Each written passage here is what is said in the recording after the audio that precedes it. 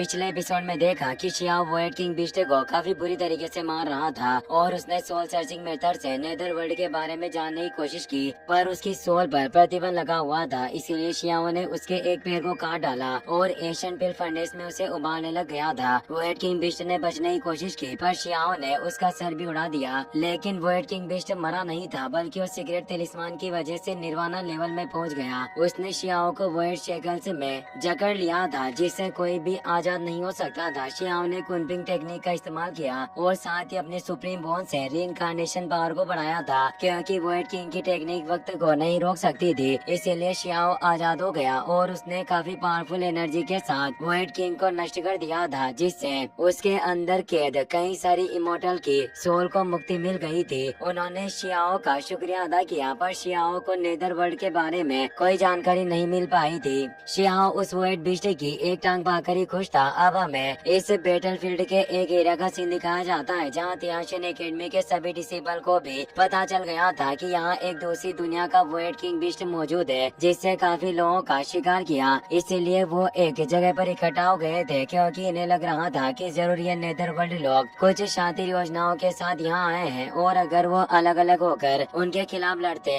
तो बहुत ही ज्यादा संभावना थी कि वो उनके जाल में फंस सकते थे। वांग शी और बियान यू भी अब साथ हो गई थी। वांग शी ने ही सभी को इकट्ठा किया था। उसने सोचा कि अगर वो सभी को इकट्ठा करे तो सिर्फ टैलेंटेड पेटिशनर ही आपस में लड़ेंगे और मामूली पेटिशनर की जान बच जाएगी। काओ युशेंग, किन हाओ और लिटिल बनी भी वहाँ मौजूद थी। शियाओ भी अब वहाँ पर आ जाता है। उसे देखकर वांग शी कहती है कि यह काफी अच्छी बात है कि तुम पूरी तरीके से सुरक्षित हो। क्या तुमने उसे वोएड किंग बीस्ट का निर्वाणा प्रोसेस देखा? शियाओ नाटक करते हुए बोलता है कि हाँ, मैंने उस प्रोसेस को देखा और उसे सफलता प्राप्त करने से रोक दिया। तो वहाँ मौजूद नेदर वर्ल्ड के लोग हंसने लगते हैं। उन्हें विश्वास नहीं हो रहा था। वो कहते हैं कि तुमने अभी तक 3 फ्लावर को भी हासिल नहीं किया और तुम सिर्फ अकेले हमारे टॉप लेवल के बीस्ट जिसने 3 इमोर्टल एनर्जी को कल्टिवेट किया था उससे लड़ाई लड़ी। एक नेदरवर्ल्ड की लड़की भी कहती है कि जब वोएड किंग बीस्ट निर्वाणा प्रोसेस से लौट कर आएगा तो वो खुद तुम्हारे इस अहंकारी मुंह को फाड़ डालेगा। उन्हें लग रहा था कि वो वोएड किंग बीस्ट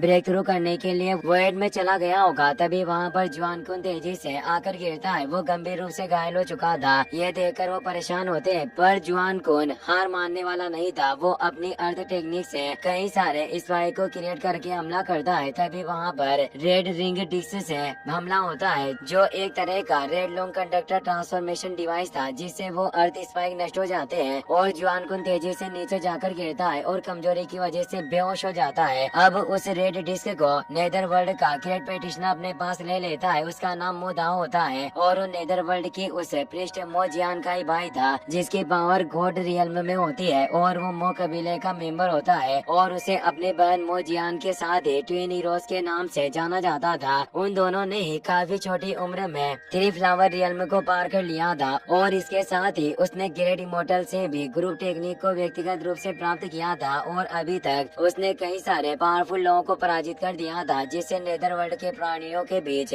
वो एक अपराजित व्यक्ति था, यानी जिसे कोई हरा न सके। इसीलिए नेदरवर्ल्ड के सभी पेटिशनर उसे देखकर काफी खुश हो रहे थे और मोदाओ के नाम के नारे लगा रहे होते हैं। मोदाओ बोलता है कि परिणाम पहले ही तय हो गया है, इसीलिए लड़के तुम्हें जल्दी अपनी भूल का एहसास हो जाएगा। नेदरवर्ल्ड की एक लड़की कहती है कि ब्रदर मो बहुत ही हैंडसम होने के साथ साथ काफी पावरफुल है और ये एकदम सही समय पर यहाँ आए हैं। मैंने इस क्रिस्टल में पूरे क्षण को रिकॉर्ड कर लिया है। आज गॉड मो दाओ ने 18वें पावरफुल पर्सन को भी हरा दिया, इसीलिए ये लॉर्ड वोएड के रिकॉर्ड को भी पार करने वाले हैं। शियाओ जुआन कुन को सहारा देता है और उसे उठने में मदद करता है और बोलता है कि मेरे पास अभी भी कुछ उबला हुआ मांस बचा हुआ है जो उसे वोएड बीस्ट का है। अगर तुम उसे आजमाना चाहते हो तो मैं उसे तुम्हें दे सकता हूँ। मोदाओ नीचे आ जाता है और कहता है कि लड़के अपनी बकवास बंद करो। मैं मोदाओ अपने जीवन में उन लोगों से काफी ज्यादा नफरत करता हूँ जो खुलेआम झूठ बोलते हैं। वोएड किंग बीस्ट ऐसे पावरफुल अस्तित्व है जिसे तुम जैसा होली सेक्रीफाइस रियल्म का व्यक्ति कैसे पराजित कर सकता है। तुम तो अभी मेरे जैसे गॉड रियल्म में भी नहीं पहुँचे हो। आखिर हम कैसे विश्वास कर ले कि तुमने उन्हें मार दिया? शियाओ बोलता है कि चाहे तुम विश्वास करो या ना करो, मुझे इससे कोई फर्क नहीं पड़ता। तुम आखिर होते कौन हो मुझसे सवाल करने वाले? नेदरवर्ल्ड के सभी पेटिशनर इससे गुस्सा होते हैं और वो अटैक करने के लिए जाने लगे, पर मोदाओ ने रोक लेता है। शियाओ को एहसास होता है कि ये मोदाओ काफी घमंडी लड़का है,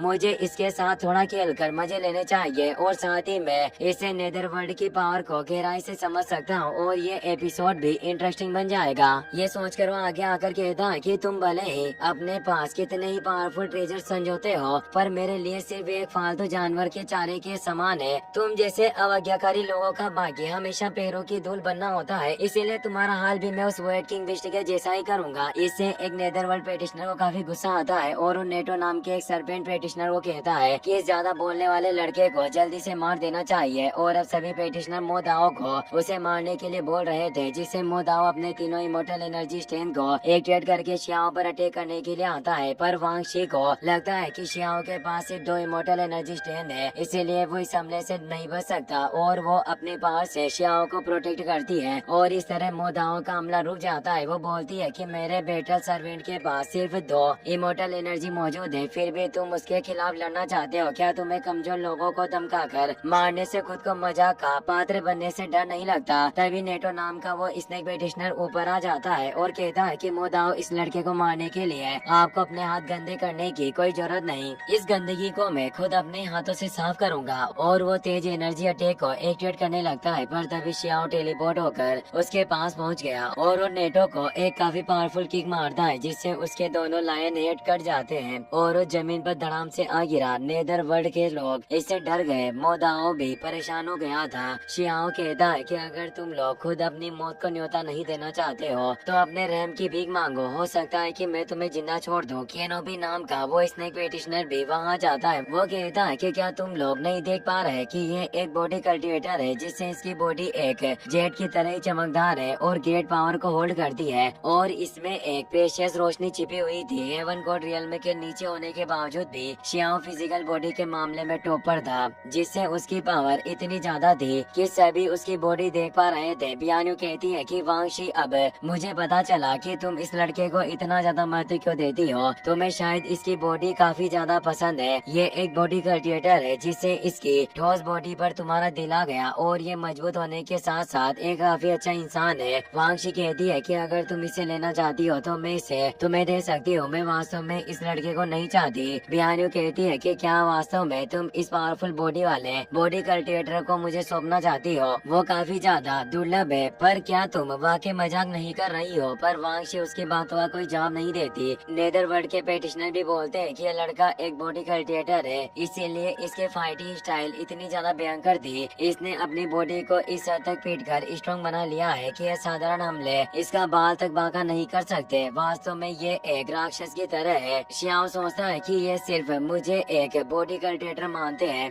ये लोग वाकई मूर्ख है और वो कहता है कि मोदाओ अगर हिम्मत है तो आगे आओ और मुझसे लड़ने की कोशिश करो। मोदाओ को इससे गुस्सा आया और नेदरवर्ल्ड के पेटिशनर कहते हैं कि आखिर तुम्हारी हमारे गॉड मोदाओ को इस तरह अपमानित करने की हिम्मत कैसे हुई? क्या हुआ अगर तुम्हारे पास सिर्फ 2 इमोर्टल एनर्जी है? फिर भी यह लड़का अपनी बातों की वजह से ही मरने का हकदार है, इसलिए मोदाओ आपको इसे खत्म कर देना चाहिए। नेटो भी मरा नहीं था। वो उठते हुए कहता है कि मोदाओ आपको इससे बदला लेना होगा। इससे मोदाओ को काफी गुस्सा आ जाता है और अब वो अपने फ्लेम इन्फेर्नो रियल्म को एक्टिवेट कर लेता है, जिससे तीनों फ्लावर के साथ एक तेज एनर्जी क्रिएट हो गई थी, जिससे वो शियाओ पर 3 टोर्नेडो को छोड़ता है। वांगशी कहती है कि ये वाकई बेशर्म है जो एक जूनियर के खिलाफ इस तरह की चालें चलने की कोशिश कर रहा है। दूसरी तरफ मोदाओ के साथी उसे सबक सिखाने की बोल रहे थे। शियाओ बिल्कुल भी डरा हुआ नहीं था और सिर्फ शियाओ के गुस्से से ही उसके तीनों वोटेक्स रुक जाते हैं। वांगशी मजाक उड़ाते हुए कहती है कि क्या तुम्हारे नेदरवर्ल्ड की टेक्निक फुसकी बम की तरह है? और बियान्यू भी मोदाओ से कहती है कि तुम्हें अपनी कुछ रियल टेक्निक को दिखाना चाहिए। मुझे नहीं लगता कि तुम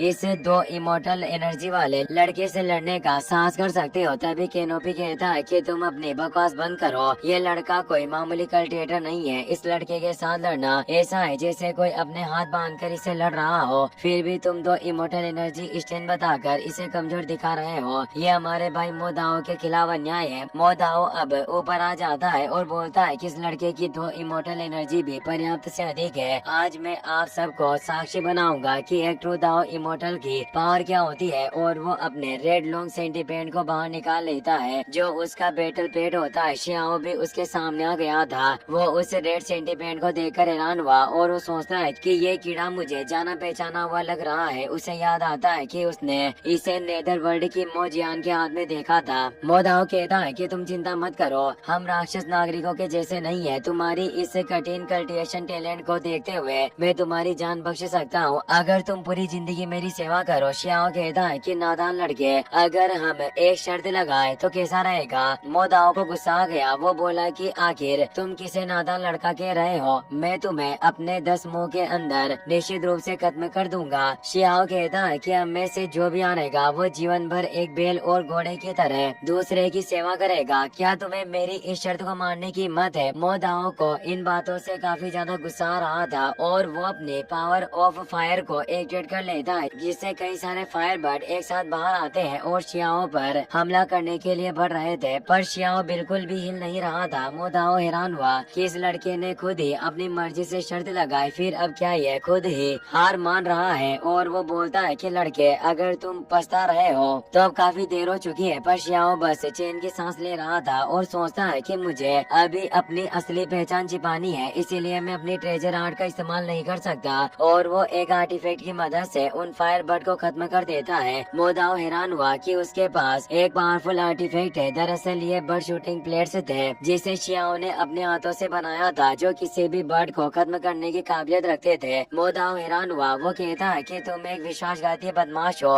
जो तुम सिर्फ लोगों को धोखा देते हो। शियाओ कहता है कि भले ही मेरे हाथ में हथियार ना हो पर मेरे दिल में हथियार है और इस तरह मैं लोगों के विचारों को भी काट सकता हूँ। क्या तुम इन बातों को समझ सकते हो। मोदाओ गुस्से में बोला कि तू अपनी बकवास बंद कर, अभी तुझे मैं मजा चखाता हूँ। अब वो अपने 5 डिस्क को एक्टिवेट करता है। इससे 5 रूल क्रिएट हुए और 5 एलिमेंट मैजिक क्रिएट हो गया था और अब वो इस 5 एलिमेंट दाव सेट को शियाओ के ऊपर गिराने लगता है। सभी नेदरवर्ल्ड के लोगों को लग रहा था कि शियाओ खत्म हो जाएगा। बियान्यू कहती है कि मैंने उम्मीद नहीं की थी कि 5 एलिमेंट का इस तरह भी इस्तेमाल किया जा सकता है। इससे ये शियाओ की बॉडी को रिफाइन करना चाहता है जिससे शियाओ की बॉडी से एनर्जी निकलने लग गई थी। बियान्यू परेशान थे कि आखिर शियाओ इसका विरोध कैसे करेगा। नेदरवर्ल्ड के लोग खुश हुए कह रहे थे कि ये मोदाओ की डीमन बाहर है, इसलिए अब देखते हैं कि यह लड़का इस टेक्निक के आगे कैसे अहंकारी हो सकता है। शियाओ भी अपने कुनपेंग टेक्निक से अपग्रेड किए गए रीइंकार्नेशन उनको एक्टिवेट कर लेता है। शियाओ 5 एलिमेंट के स्फीयर में फंसा हुआ था, इसीलिए वो कहता है कि अभी मुझे कोई नहीं देख रहा, इसलिए अब तुम मुझे इतना रूड होने के लिए दोष नहीं दे सकते।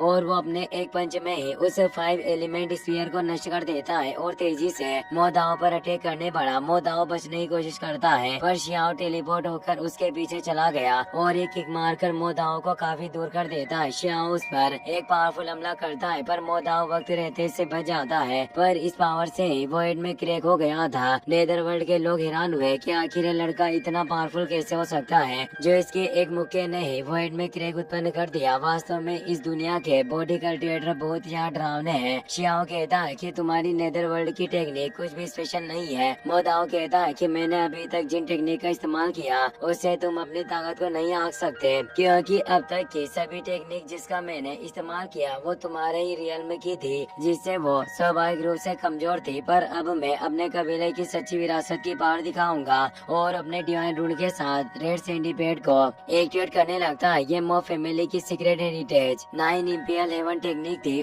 और ये टेक्निक एक साथ ट्रेजर के 9 स्टेज को ही एक्टिवेट कर सकती थी, जिससे इसमें इतनी ज्यादा शक्ति थी कि पूरा आसमान ही हिल रहा था। नेदरवर्ल्ड के लोगों को लग रहा था कि अब इस लड़के का बचना नामुमकिन है। शियाओ को अपने एशियन इमोर्टल दोस्त याद आते हैं और वो सोचता है कि जिस दाओ सीट को मैंने देखा वो उन एशियन इमोर्टल से अलग था। शियाओ को एहसास होता है कि ये एक हेवनली टेक्निक है जो मेरी बॉडी की शक्ति के साथ इंटरफेयर कर रही है। मोदाओ बोलता है कि आज मैं तुम सभी को साक्षी बनाऊंगा कि ट्रू गेट इमोर्टल रूल क्या होता है। शियाओ बोलता है कि मैं तुम्हारे नेदरवर्ल्ड के बारे में और ज्यादा जानना चाहता हूँ, लेकिन अब ऐसा लगता है कि मेरी ये इच्छा जल्दी पूरी हो जाएगी। और वो अपने डिवाइन रूल को एक्टिवेट कर लेता है। तो मोदाओ अपने 9 रेड सेंटीपेड को एक्टिवेट करके एक साथ शियाओ पर हमला करने के लिए तैयार करने लगा, पर इससे पहले ही शियाओ उसके पेट में एक जोरदार मुक्का मारकर उसे चुप करवा देता है, जिससे उसका सम्मान पूरा नहीं हुआ। उसकी टेक्निक बिखर गई और वो काफी दूर चला आ गया।